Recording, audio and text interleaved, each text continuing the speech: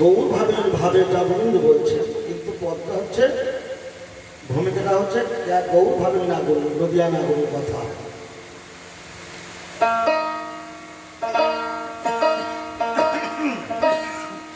মহাজন বলছেন, উতলা হোসেনা ধরে গোপনে সাধন করতেন। গৌর এমনি পাওয়া যায় না, তিনি হচ্ছেন সাধনার ধন। সাধন বিনা সাধ্য বস্তু কবু নাই পায়, কৃপা করে বলো নাই পাওয়ার উপায়। এটা কে বললেন? মহাপ্রভু বলছেন রায় রামানন্দকে, সাধন বিনা সাধ্য বস্তু কেহ নাই পায়, কৃপা করে বলো নাই পাওয়ার উপায়। তা গৌর পৃথিবীর সাধনার ধন, সাধন না করে পাবে না। উতলা হোসেনা ধনী গোপনে সাধন কর্তারে।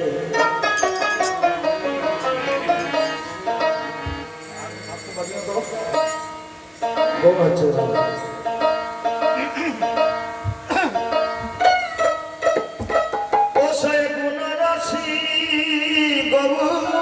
শশী গুণরাশি গৌর শশী এসে বসবে হৃদয় মাঝারে মাঝারে, গোপনে সাধন করতারে। উতলা হোসেনা ধনী গো গোপনে সাধন করতারে, গোপনে গোপনে সাধন করতারে।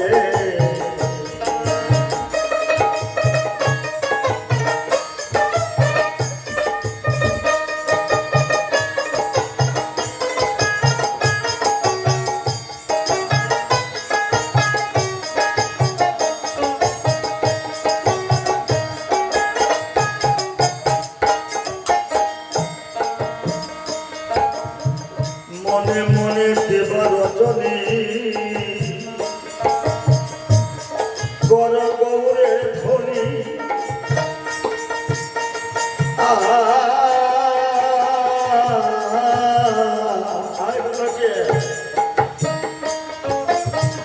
মনে মনে দেবা রজনী কর গৌরে ধনী, পাপি হয়ে কি করিবে পাবে জলদি।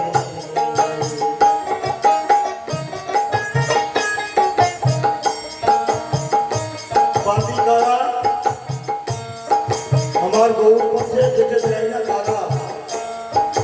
আমার দেহের মধ্যে যে নন্দিনী রূপী কান্ত মদ মহামাৎসর্য আছে, এই যে ষড়ঋতু, এরা আমার বাতি।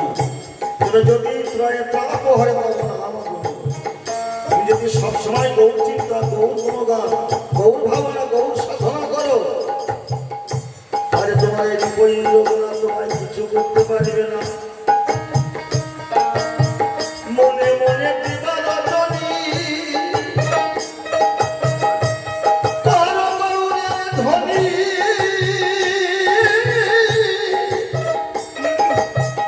বাকি হইয়া কি করিবে পাবে নন্দিনী।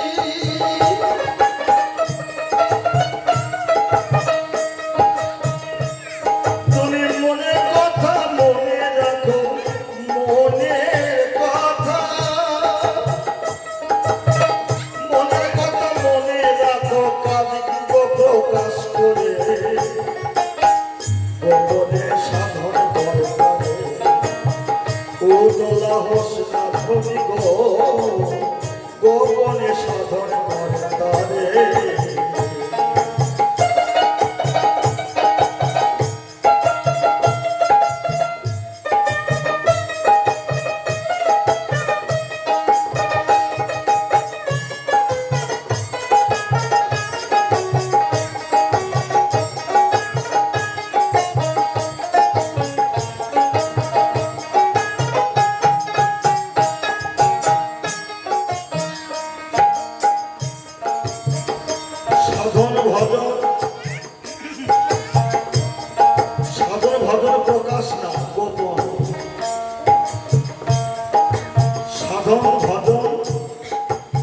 দেখানো নয়, কাউকে বলা নয়, প্রকাশ প্রকাশ না, গোপন। তাই গভীর হলে মিলবে গৌরকে, ধনে সম্বলে তোকে, শীতল হবে প্রাণ জোড়াবে, রবে তোর সুখে।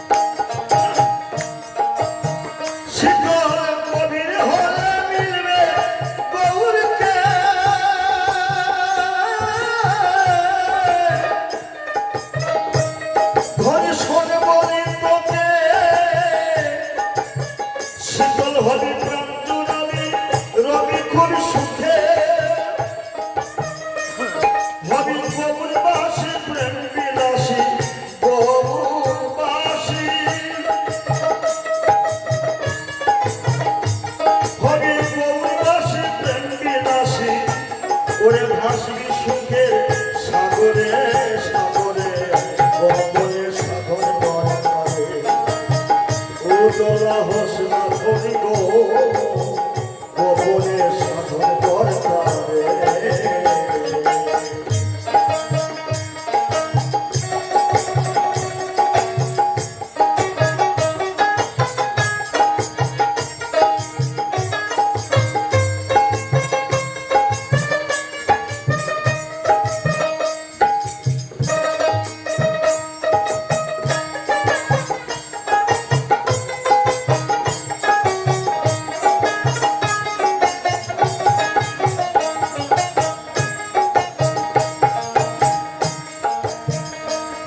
তবে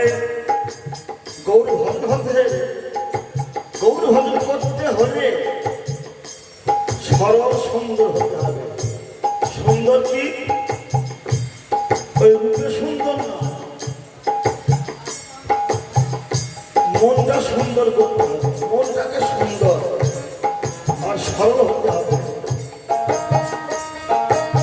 সরল হয়ে থাকো সতক্ষণ, গৌর আমার প্রেমের মহাজন, তাহার পরখ করে তবে তোরে করবে রে বর্ষণ। অর্থাৎ পরখটা কি, তোমাকে পরীক্ষা করবে নানান বিধি, কখনো সুখ কখনো দুঃখ।